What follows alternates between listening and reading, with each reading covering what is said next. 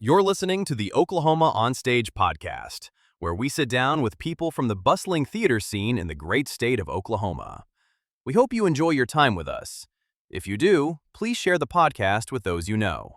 If you'd like to know more about who we are and what we do, visit us on Facebook or Instagram, or go to our website, oklahomaonstage.org. Now, hang on to your hat. We're starting another episode right now.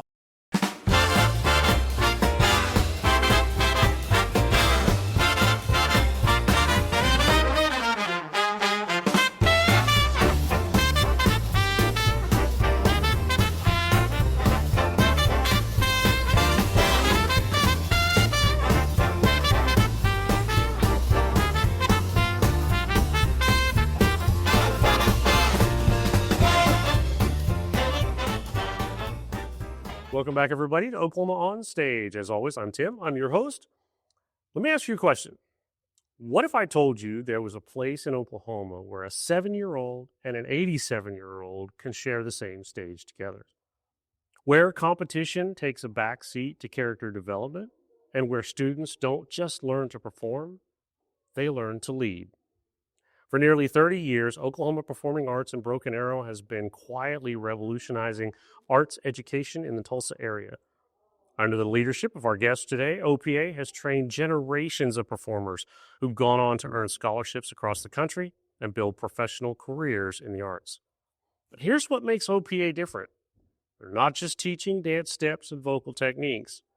They're using a proven youth development method to build structure, leadership, and character in every student that walks through their doors. We're talking with our guests to discover how a non-competitive approach to performing arts is creating the next generation of Oklahoma theater artists, and why she believes the arts are essential to developing leaders, not just performers. Oklahoma On Stage family, please join me in welcoming to the podcast the Executive and Artistic Director of Oklahoma Performing Arts, Norman Tyson. Welcome to the show. Thank you. So, basically, normally, as we always do, we're going to jump right into the beginning. Okay. How did you get started in theater? Oh, how did I get started in theater? Yeah. Oh, that's a very good question. Well, I would probably have to say my stepmother, who was with Kansas City Ballet, and that kind of started me down the ballet track. And then from there, it just kind of evolved into me going to college, and from college I just loved teaching, and then I ended up here. Actually, I tried to go start a program with another organization, and they had just never heard of 3-year-olds or 5-year-olds actually doing curriculum that created them to listen or was scaled to meet 3-step directives. And I was like, well, yeah, I didn't know there was any other way, and created this program that we currently use. So, cool. Yeah. Very cool. So you've been active in the Tulsa performing arts community for over 20 years. What brought you to Tulsa, and what made you decide to stay and build your career here? Oh, what brought me here? Well, that's kind of a funny story, sort of. I met my first husband. Sounds like I have 12. I only have 2. And my first husband, he is in aeronautics and came here for Spartan. And when we moved here, I actually worked at Miss Jackson's when I was here, and then taught gymnastics because I was a gymnast, along with being a ballet dancer and an actor, and we were triple threat trained as well. And yeah, he brought me here, and we were married for like, I don't know how many years. We have 2 children together, and then we divorced amicably. We're still very good friends, and I remarried Mr. Tracy, and Mr. Tracy and I have a daughter, and so we had 3 girls altogether, and they're wonderful people. So old people too, but they're wonderful people. So you said before we got started that, you had not necessarily limited experience, but you weren't a professional actress or anything like that. Yeah, not at all. But you had that, and then you discovered teaching. Oh, I love teaching. It's the best thing ever. When did you discover the teaching bug? Well, when you're in college, you have to make money. So I went to go teach for, the woman's name was B. Friedman. It was a Jewish community center, and went to teach little people, little short people, and these little 3-year-olds. And for some reason, I have a knack for teaching 3-year-olds. And I would teach, believe it or not, 18 of these little chickens in one class. I don't know how I did it. I don't know how I would do it today, but I did. And it was a blast. I love kids. Love kids. Nice. So you got certified through Dance Masters of America and Dance Educators of America. For those unfamiliar with those organizations, what does that certification process look like? Well, for DEA, I kind of did DMA, which is Dance Masters, and DEA alongside of that. So DMA I did first, and that was actually a 4-year program, but I couldn't afford to do the 4 years, so I got permission to do the 4 years in 2 years.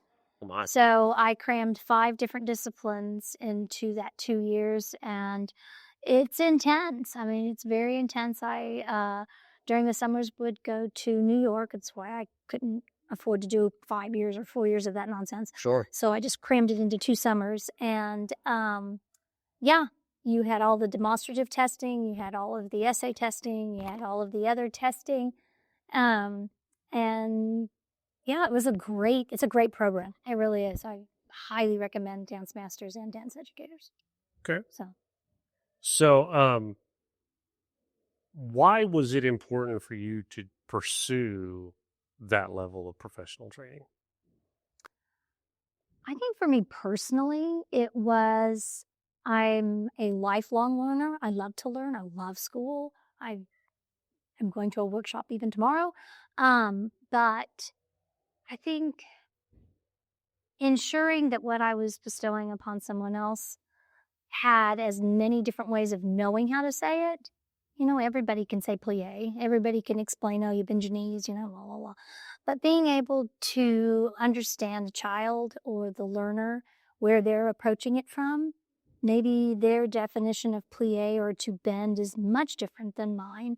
I had a student a very, very long time ago tell me that, yeah, you're telling me that this is green, and I am hearing you tell me it's green, but my green is not your green. Go speak to somebody else for me. Thank you. So it was fascinating to hear her perception of that. I thought, wow. All right, as an educator, I have got to be able to see it from their perspective and then be able to teach it in their perspective. So that means as educators, we have to be actors because we have to be able to portray a story for them to learn. Absolutely. I love that. Love that. And being, you know, an individual who is a trainer, coach in my professional life and all, hearing those ways, because I have to learn with adult education that there are different levels of learning there as well. I learned in teaching a class that I had everybody from, you know, people that had been doing that job for 20 plus years that were coming back for a refresher, to I actually had a gentleman in one of my classes actually pick up a mouse and say, "What is this?" And so, yeah, I mean, so I was like, okay, well, obviously we're going to have to dial this back a little bit. But again, yeah, seeing that from that perspective, understanding he knew very little about computers. Right. And so being able, having to dial that back. So that makes perfect sense, seeing that from a different perspective. Oh, yeah. Awesome. I love that. But isn't it kind of fun that someone that is completely a blank canvas can bring so much to the conversation? Absolutely. Where somebody that's done it forever, sometimes they build up. Sometimes we're an active organization. They build up these almost like walls or fences or whatever you want to create, that blinders, that make them go, well, I'm already there. I've already arrived. I already know it all. My favorite, I had a student, like, I don't know when, that she was like, well, I don't do ballet anymore. And I was like, oh, well, why is that? She goes, I'd already mastered it. And I just about, He giggled so hard. I was like, good to know. Let's see what else we can bring to the table. Exactly. She had already mastered ballet. Good. Yeah, I learned a long time ago. But for most of us, we've never mastered anything. Yeah. Oh, there's always something to learn. So let's talk about OPA. Okay. How did you and OPA become a thing? I think because they had like a dual, I don't know what they called it. They had a nonprofit section and a for-profit section. And my concern when I first came into the organization was the fact that in Kansas City, there were so many things to do as a child. There were just like loads of things to do as a child, whether it was dancing or singing or acting or heavens knows, just lots of things. And I came here and there just never seemed to be anything that was for children developmentally, as far as like being able to go out and experience what a complete ballet was like, or what a complete musical, or a complete tap production, or jazz production, or any production for that matter, and all of the steps necessary to get to that end goal. And so I was like, well, this isn't good. We got to do something. So we started Pizzazz, which looking back is the silliest name ever. But Pizzazz they were a full curriculum program, which we now call All in Auto, which means trained. And they trained in everything. And they were not necessarily the best ones. They were the ones that were willing to work the hardest. They were the ones that, I have a birthday party, but I need to go to my lesson and then I can go to the birthday party. I have, a 2-tier or 3-tier program or project that's due at school. So I'm going to learn to break that up into the 3 weeks prior to when it's due so that I can still hit all my training and my rehearsals and my performances and still make an A on this. Wow. And so we take a lot of those time management and development skills and make sure even when little ones, we don't care how old you are. We still expect you to be an accountable, respectful, authentic human. Don't give me anything else. And don't give any of our faculty anything else, because these faculty are chosen because of something particular that they can bring to the table that no one else could bring. We have a very eclectic staff, and makes me cry. I'm so proud of them. We have an opera singer, literally a world-famous opera singer, down the hall teaching 6-year-olds. And she is phenomenal. Is she dry? Yes. Is she to the point? Hallelujah. She's to the point. And I love it. We just have a really great group here. That's fantastic. So Oklahoma Performing Arts has a mission of creatively growing character. Pretty powerful statement. Yeah. What does that mean in practice? What does it mean in practice? It's a great question. It means that our students, our clientele, our staff, myself, all of us should model humanity and character. We should be kind people. We should do our job, whatever that might be, even if it's 3 years old. Do our job well and take pride in who we are and who our community is. That's what it is. Simple and sweet. Yeah. I like it. I like it. So how do you measure character growth beyond just performance? Well, we don't really measure a character in a performance. We do measure whether they're being a good person, I suppose, or a good character or whatever. But trying to think of a good story. How do I measure character? Geez, that's a tough one. Thank you. I like to throw some tough ones out. Okay. I'll give you an example of today. Okay. I was teaching 5 and 6-year-olds. And we work really hard on communication. 2 of the kids in there, the 6-year-olds, had been in there probably 5 lessons, 7 lessons now. And we had 2 new people come in. One of the little girls is autistic. verbal but minimal. And she was struggling to get to her spot.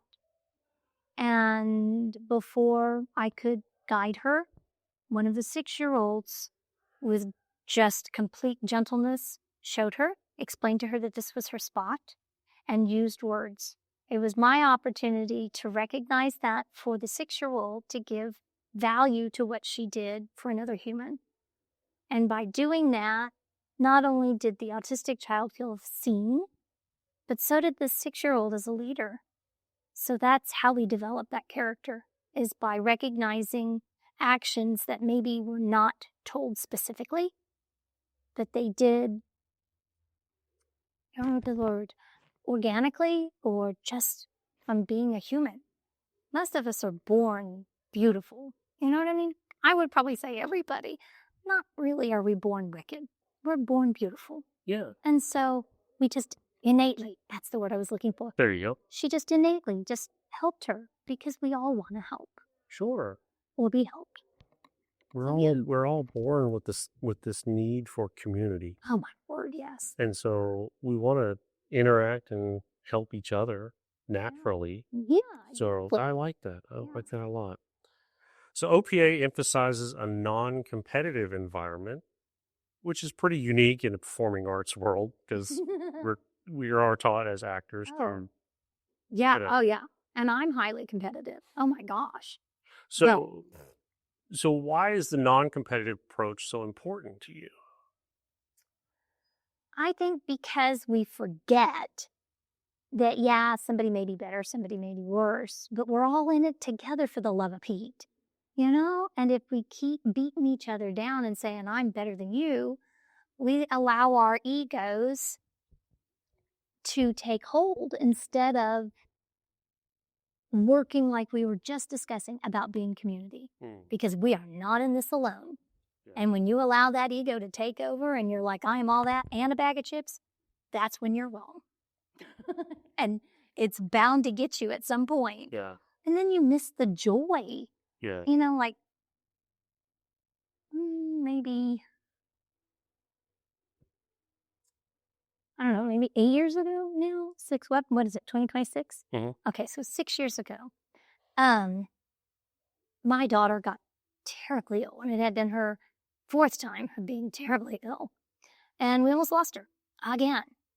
And it was at that time I went, I'm done. I am so done with hate. I am so done with all of it that I am no longer doing that. And nor will anyone else in this building do that. And we are joy-seeking people, period. Because you can grow from that. Your body can heal from that. There's a lot of spirituality and love and healing that goes with seeking joy actively. Yeah. So. And you know, especially these young people, there's enough out there in the world. It's going to break them down. Yeah. You know, they need to have some place that's going to build them up. Oh yeah. We welcome anything, everything, anyone, everyone. The only thing not in this building is hate. That is it. And I've only had to walk it outside a couple of times. That's great. I was like, oh, you can think that way, but you have to do it out here. Yeah. So that's your right to be that way, that you cannot do it in the building. So Wonderful. Wonderful. So in doing the research, you incorporate is it Weichert? Oh, the Weichert Youth Method. Weichert Center Youth Program Quality Method. Blah, blah, blah, yeah. In your for listeners who aren't familiar with this, can you explain what that method is and how it influences the approach here? I probably will completely butcher it. But I will tell you that if you do listeners take time to find it, oh my gosh, it is transformative. It really is a fabulous program. I have taught this particular method forever. Had no idea it had like a name. Didn't know that I actually had like labels for active listening and all these things. It was just how I've always taught, because I thought, for me to be able to teach whatever I was teaching, I needed to see it from their perspective, break it down, figure out why, explain to them why, then go back, do it again, blah, blah, blah. It's just how I've always done it. So it is kind of an active listening approach to teaching. Why do they need to do this? Why do they hear it this way? What do you have to share with me that maybe I'm not seeing or hearing so that I can approach it differently or stronger for you? That's it. And it doesn't really apply to children. It applies to everybody. We go, oh, this is for children. Nah, it's a communication skill. Interpersonal communication is huge. You need that. Absolutely. So yeah, is it a fabulous program? Absolutely. Did I go through some kind of certification? Matter of fact, when you said we're going to be doing this, I was like, uh-oh, I need to know what this is really called. And I was calling my friends going, what is this called? And they were like, oh, I don't know. I don't know. We did it during COVID. And I was like, yeah, I know, but I don't know what it's called. We couldn't find the specific program that we did during COVID. And they were like, I don't know. There were lots of us from all over the country that did this particular thing. And it was just something to do. That sounds terrible. Weichert, if you're listening, it's wonderful. It really is. It's wonderful. It's wonderful. I can't remember the name of it. And I apologize, but it's fabulous. And it is a social, emotional learning approach. And I know sometimes we get a lot of heat from saying those lovely 3 letters, but if we could all communicate that way and educate each other that way, even if we're adults, it would be so much easier. It would be so much more joy. Yeah, I think the biggest problem we have in the world today is how we communicate with each other. Yeah, I would agree. Just, Yeah. So the Weichert method emphasizes structure, leadership, and positive youth development. Yeah. How do you see those 3 elements working together in a performance arts context? Well, aren't they kind of innately in there? Okay. I was like, oh, is this a trick question? Kind of. I just wanted to hear your perspective on it. Yeah, no, I think they're already built into it. It's kind of what the arts do naturally, because we, okay, not to like stand on the ballet or the dance podium here, but dance, there's all this talk now of, oh my gosh, so dance, does this for you and does that for you. And, the science is this and the science is that. That science has been around forever, Yeah, dance is literally the only thing that uses every aspect of your brain. And it develops a child. And why we don't do classical ballet and classical or traditional tap in every elementary school blows my mind, because it develops fabulous kids.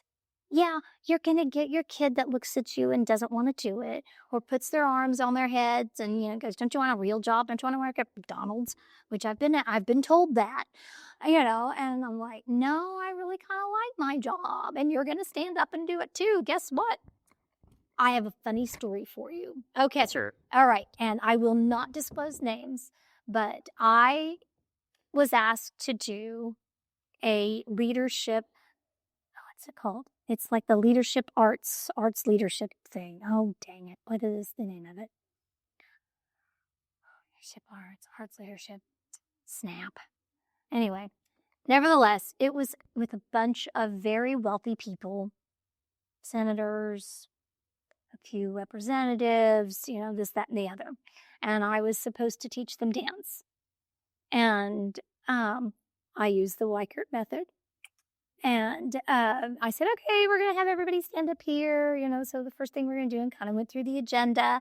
And this very large man, very prominent man, I don't do that.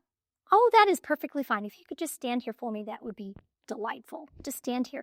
And I went about my thing. Probably about maybe 15 minutes later, he started moving. And by the end of it, he goes, this was the best thing I had ever done. Given space and given joy, people will do what you need. But you have to give them the space and the opportunity to find the joy in failing. And that's what we do a lot here. It's okay, you messed up, good, get up. Now we get to try again. Yeah. So, yeah. I used to say a lot whenever I finished my master's degree, going through all that learning. I have an MBA, and so I've spent a lot of time learning about leadership and all of that. And so part of that was there's a huge aspect. I wrote a blog on it years ago. Failure is always an option. Oh, yeah. We teach, I mean, you hear that phrase over and over, failure is not an option. Failure is not an option. And I'm just like, then how do you improve? Yeah. How are you going to get to the end if you don't fall down? You got to fall down. You know, I think the classic story was, you know, after 99 or 199 times of failing, Thomas Edison said that he found that many things that just didn't work. Yeah. Until he found the one that did. Yeah, absolutely. And so I think that's the best way to say it. You know, without the failing, you never find the right way. Yeah. I have failed so many times. So many times. Absolutely. And I think it's through that failure that I have found so many amazing people. Absolutely. You know, and this building, oh my gosh. Yeah. To get here. Oh, yeah. You know, I mean, is it the best building? No. Is it a great building? Yes. Absolutely. But it's a great building because of the people. Yeah. You know, and maybe the plants, but you know, the people too. There's some really nice plants. And we have Bob, our bear, and Kodiak, another bear. Yeah. You know. But I mean, without that, I mean, it's just a space. Exactly. It doesn't come alive until the people get here. Yeah. And so, yeah, I love that. So, yeah, answered that one. So let's move on. So, talking about what you do here at OPA, you have 3 distinct programs. You have OPA training, the Alanato, is that what you said? And Louis. And we have another one. Oh, and another one? Okay. Yeah. Yeah, we have the at Studio One, which is the black box. Okay. So, yeah. Yeah, you have your own theater. That's right. Yeah. So we're going to start with training. Okay. Okay. This is the foundational program for ages 3 to 19. Is that correct? Okay. What does that age-based curriculum look like? Well, we break it up into ages, clearly. I mean, we have our pre-performers, which is our 3 and 4s. We have our inter-performers, which are 5 and 6. Then we have our beginning performers, 7 to 9. And it kind of scales up from there. They can study anywhere from ballet, tap, jazz, acrobatics, music, voice, and acting and technical theater, all the way to a theater track or a dance track or a triple threat track. So we have tracks. Okay. So how do you adapt your teaching for such a wide range? Because we're talking, you're looking at from 3 to 19. Well, how does that adapt? Each level has its own set of curriculum and its own set of expectations. Now, did you develop the curriculum here, or? We have a structure. Okay. And then the way that some of this is proprietary, so I'm not gonna. Oh, of course, yeah. Don't be I was details. like, how do I answer this? Yeah, of course. The structure or the framework is there, and then each of the teaching artists approach that with their expertise. So mine might be a little different than Director Sierra's or Miss V's or Miss Linda's or Miss Megan's or Mr. Clark's or whomever else, may be teaching them. The 3-year-olds are taught basic structure, and then as they come in, it's really discipline specific. So, I mean, if they're teaching ballet or if they're learning ballet, it would be dependent on where they are, both emotionally and physically, So, we've had kids. We have one of our teachers is in a wheelchair and she teaches ballet. She teaches classical ballet. Can she do some of it? Yeah, she has dynamic disabilities, so she can stand and sometimes she doesn't, but she still does classical work.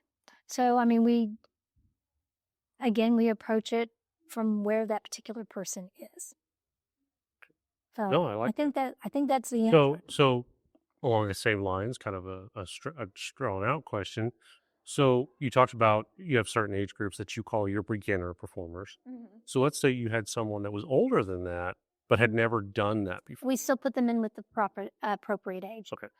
There's a lot of argument back and forth on both sides of that. For us, because we are working with the person, the child, where they are, especially emotionally. If you put, let's say that a 15-year-old knows nothing, and you put them in with a 7-year-old that knows something, their value has just diminished greatly. They don't want to be with a 7-year-old. They already feel stupid because they know they don't know. So if you put them in with their peers and give the framework of, we understand this is your first swing at this, great. Follow along. We'll help you fill in the gaps until you get caught up to where you are. And it has not failed yet, so it works well. There are people that, this program is not for everyone. Because it is very authentic and it's very real. And we aren't going to say you're doing something right if you're not. So do we give little short people scarves and ask them to skip in a circle? Nope, we don't. We expect them to answer in complete sentences. We expect them to stand in first position and talk to us and as if they were a human, because they are, And we understand they're 3. We understand there's going to be some movement, but we also know that frenetic movement is that. And they learn to learn. And then they learn to understand, oops, I messed that up. Yes, I can fix that now, and they recognize where they make their errors. So, no, we keep them all by their ages and then scale it to meet them. Good. That's why our classes are not big. They are small by design. Which helps with the individual attention. Oh, absolutely. And we know where our kids are academically because we also tutor. Okay. Yeah. All of our folks are in that position. So, yeah. Excellent. And if we aren't, we will find somebody for you. Absolutely. Nobody gets turned away here. We will help you. Good. So much so that one time we had somebody need a refrigerator and we gave them ours because it was easier for us to get one donated than for them to be able to afford to buy one. That's amazing. They're like, hey, come on, let's go get this one. Wow. So, no, we are a community. We love you guys. That's what I love to hear. So then we have Alanado. Oh, Alanado. That's kind of our... Which is the all-youth performance arts. Mm-hmm. It's for your more advanced students, No. usually? No? No. So it's anybody can be a part of it? Anybody? What are the requirements, if you will, for The willingness program? to work your fanny off. Okay. Willingness to listen, willingness to trust, willingness to have a family or an adult unit that is willing to bring you. Yeah, I mean, that is basically it. So what separates Alanado from the training program? Training, you get to pick and choose. You can take a ballet class, you can take a tap class, you can take an acting class, you can take a voice class. Alanado is all-encompassing. It's a full curriculum. You also have a set of expectations. You have to behave. You have to communicate. These are all requirements. You don't really have a choice, and it's okay if you don't want to do Alanado. But when you sign up at the top of the season, just like a contract, you are in it for the season. So figure it out. So, yeah. So people can come in and out of the program? Not out of Alanado. Okay. Mm-mm. Okay. Well, So if they drop out, they're done. They're done for that particular season. So if they start like the 26-27 season, we're doing the prelim bridges right now. So during middle of February to the end of March, we do what we call an Alanado prelim bridge. And that means we have people come in from outside and they kind of shadow and take the lessons that you would if you were an Alanado student. So you have a greater understanding of what the expectation level is. Because a lot of these kids study a lot, and then they're expected to have very good grades. Most of our Alanado students that have come through this are either merit scholars, top 10% of their class. But that's not like a woo-woo thing. That's what the arts do. That's what time management does. That's what commitment does. That's what consistency does. There's no magic sauce here. It just isn't. This is just what it is. Are they special people? No, they're just regular people, doing what the arts do. Yeah. The arts opens the mind. Oh, it really absolutely does. does. I believe that. Is there an audition process to get into that? No? No. Okay. They need to participate in the prelim bridge. Let's say somebody moved in from out of state, and they're like, dang, I want to do all in auto. Great, come in. We start to put you where you would be age-wise, get you acclimated, then you shadow for a while. Like we have 2 students that are shadowing right now, because they've been in the program. They've been in OPA for almost a year now. And yeah, they're ready. They understand that it's a commitment. So. Okay. Please. Got a tickle going on. Yeah. Okay, so moving on to Louie, which stands for Let Us Entertain You. I like that. Yeah. It's for all ages. Yes, 7 to 87. So let's talk about your adult students. Would you consider them students? I consider them participants in a program. Okay. So Louie is our community theater program. We do basically 4 shows a year. It depends on the season.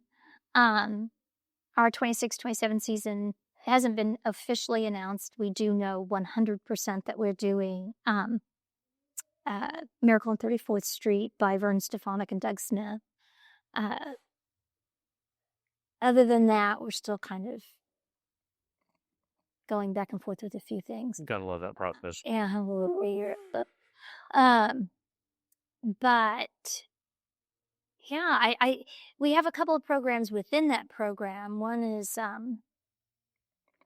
what we call our Curtain Call Crusaders, which is our cross generations program, which it's like a 6-week kind of thing where they're the core, like the background of a major show. So in Miracle, we'll have Curtain Call Crusaders, and they're generally speaking like a grandparent and a grandchild. And they don't have lines, but they do sing, but they don't like come in and learn all of the harmony and all of the music. They're just there. They sing, they have a good time, and they're part of theater, and it's a good way to introduce people that have never been part of something. So it's a good way to step into the pool without having to drown. And it is 6 weeks, and they come for 4 weeks of rehearsal and then 2 weeks of shows. So that's that part of Louie. The other part is that, they have a regular 8 to 10 week rehearsal period and then the 2 weeks of shows. So it runs pretty much like a theater would. They're given their scripts 3 months out or 2 months out. Here, you got to know your lines when you come in. If you don't know your lines, guess what? Sayonara. You got to know your stuff. Yeah. So, yeah. Okay. So what's it like to work with such a diverse group? Different ages, different genders, different cultures, all in one. Oh, it's the best thing ever. I don't think I could ask for a better life. I love it. Okay. I just love it. I love it. And you said you have a fourth aspect to the Miracle Studio One. Yeah, it's at Studio One, the at symbol Studio One. Yeah. At Studio One. And it's still kind of hiccupy. It's got some glitches to it. We do choreo creations, which is for our dancers. And we have choreo creations for adults. And then we have a choreo creations 2.0. Anybody can, what's it called? Submit an application, for whatever work. The works need to be anywhere from 3 to 7 to 12 minutes in length. So it can be a full program. And then we present it. For the adult, it's an evening of spirits and charcuterie, and we sit down, and then the artists afterwards have a panel, and we discuss what their work was like and why they did it and how they created it and blah, blah, blah. The 2.0 is for children, so it's like 18 and under, and all of the material must be family friendly. We don't do guns, we don't do glitter. No knives either. Glitter is just as bad as any kind of anything. Absolutely, it's not family friendly. Yeah, glitter's terrible. Then we do something called speakeasy, and a speakeasy is for your vocalists, your musicians, spoken word artists, and they come in and do something much like the choreo creations. So we have a speakeasy for adults and a speakeasy for children. And then we have a GNS, Gilbert and Sullivan night. And some of these are still struggling to get off the ground. But I love GNS. I was with Look forever, so I love GNS. And was asked to do it again, and I was like, oh, God, there's no way. But I will do a GNS night. So here we go. So we have a GNS night. So that's kind of what the Studio One series is. Bringing in artists, local artists, and giving them a place they do not have to pay. That is free to perform. Yeah, do you have to pay to come in? Yeah. And, and eventually, hopefully, we can share those proceeds with our artists. At this point, we're breaking even if we're lucky. Right. So, yeah. So you're kind of introducing your people to outside culture, bringing that in. Oh, yeah, absolutely. Our folks, we've not really had people within OPA do the Studio One series. It's generally outside artists that come in. So do your people actually come and watch it? Yeah, or but it's generally general public. Okay. Yeah, no, I don't. Okay. I don't know. I didn't track that. Good thought. Do they or do they not? I was like, oh. Maybe you should ask everybody, hey, did you come? Do you come on? I don't know. So OPA offers a free 1-week trial. Still, okay. Yeah. Where prospective students can try as many lessons as they like within their age level. Not many places do that. So we do 4 weeks of those. You do, okay. We do it, yeah. We have a really, I don't know, it probably is why, I don't know. I, as the executive director and our board, strongly believe that your pennies should not determine your education. Ooh, I like that. So we don't turn anyone away. Ever. Wow, that's good. And we don't disclose who's on scholarship. It's not known. Nobody knows other than the board and myself. Because nobody needs to know. Yeah. It's just not something you need to know. So speaking of that, do you have organizations and people that serve as donors to help fund those scholarships, or do you go and search those donors and stuff out? I go and I'm learning to get better at that. We have several of our staff that are not paid as well as they ought to be or should be, but they also believe strongly in the mission of what we do here. So yeah, we just do it because somebody's got to do it because these kids need it desperately. We're in the public school system, and I wouldn't change that for anything. I would do like I said earlier, I would do it in every elementary school if I could figure it out. So you are connected with Tulsa Public Schools? Tulsa Public Schools primarily, yeah. Okay. Yeah. We taught in Broken Arrow Public Schools. Two of our teachers did for 3 or 4 years with the Art Tech grant that came through COVID. But when it was no longer, the school system did not have the funds or the means to pick us back up. Yeah. So. Okay. So, talking about the staff, the faculty and the staff. You you wear 2 hats, both executive and artistic director. Yes.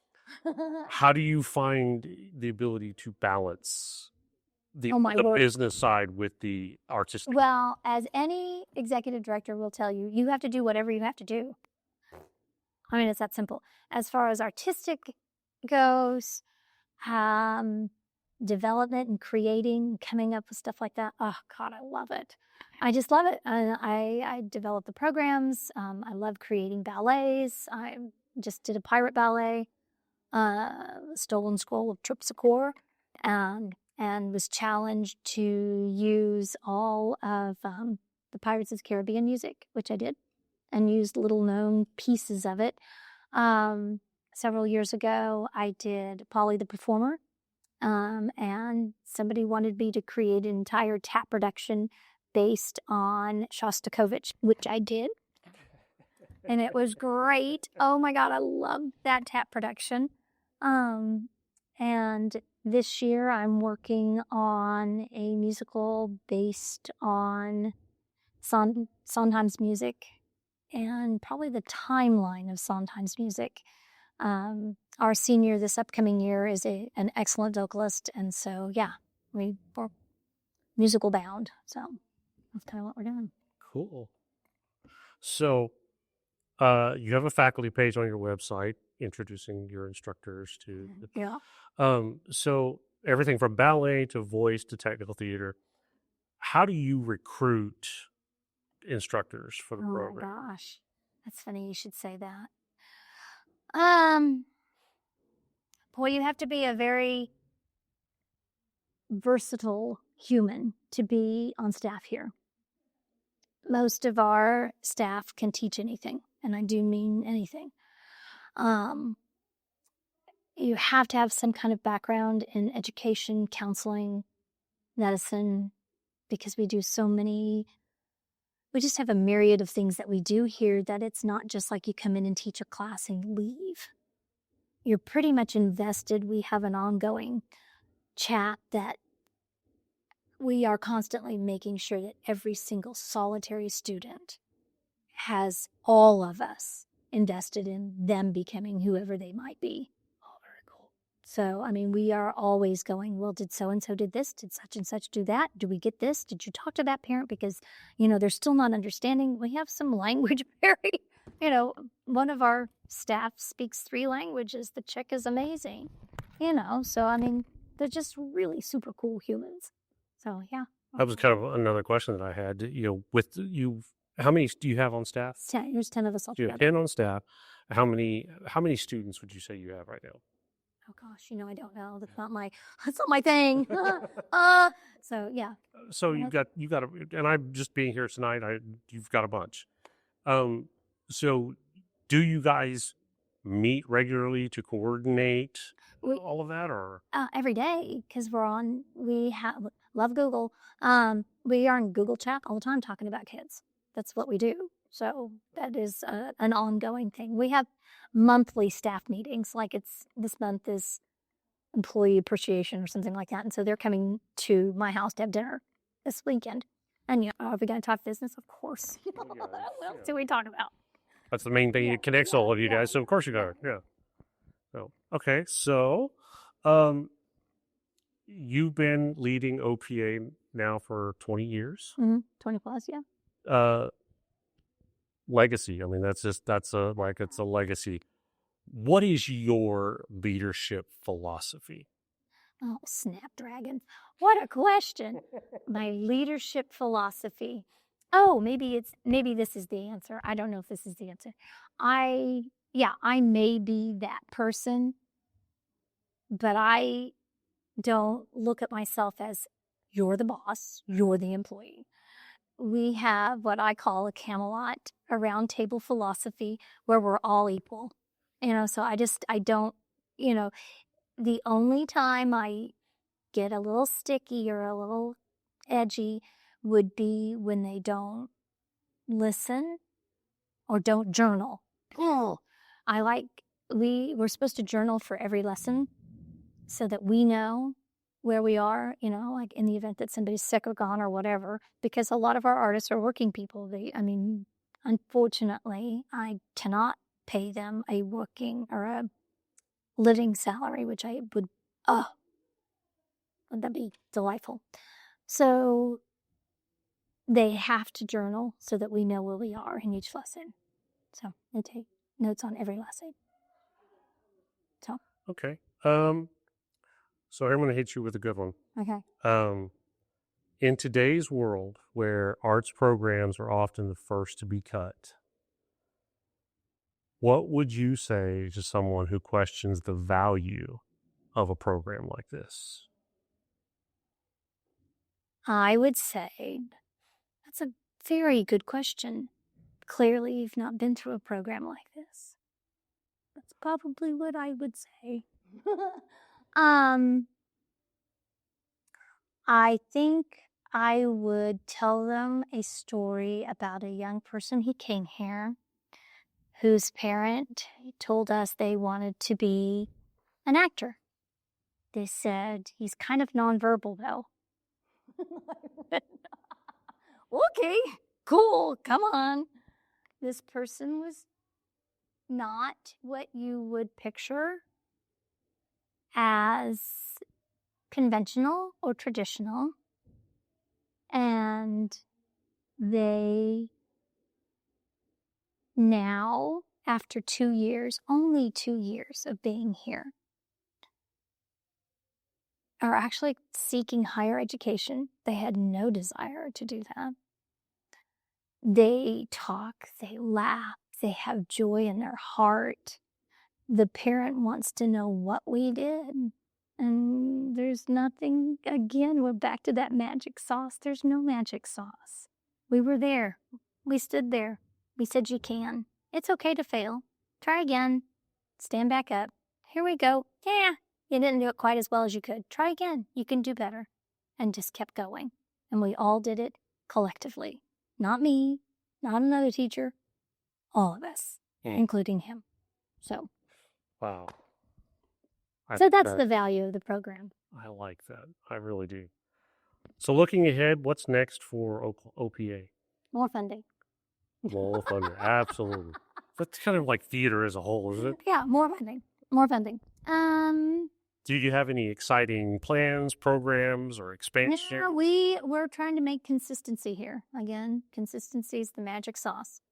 So there is magic sauce. Yeah. Oh, yeah. Whoops. Not real. Thanks. Spit my word back at me.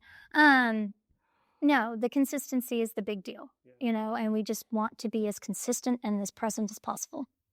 And as things do get cut, and as our world kind of goes through whatever transition that we're going through at this time, we want to be there. We want to be there for anyone, that needs us. Are we going to expect you to be a person? Yes. Don't bring anything hateful in here because we will ask you to leave. So, and it'll probably be me, but hey, yeah. So Cool. So if someone listening to the podcast is interested in getting involved with OPA, whether it's a student, a parent enrolling their child, a volunteer, or a donor, what should they do? You can email us. You can call us. You can chat on the messenger on Facebook or Instagram. There's a myriad of ways of contacting us. And we love having people here. We have people that drive from Goodlands. Where is it? I know they drive about an hour. Because the kid the other day told me it took him 2 hours to get here. And I was like, where do you live again? She goes, Fort Gibson. And I was like, it's not 2 hours, friend. So, yeah. Lee or Skiatook. They drive from Skiatook. Yeah. Yeah. So. Must be doing something right. It's theater. It's fun. That's right. So, and I will make sure that all of those, the website, the email address, all that stuff is in the show notes so everybody can find that. So as we wrap up today, I always love to do this. We will try to end every episode with the people that we're talking to with what we call our curtain call curveballs. Oh, great Scott. So I asked random questions, off the top of your head answers. Okay. Don't overthink it. It's meant to be fun. Okay. So I love fun. First thing off the top of your head, what's your favorite musical of all time?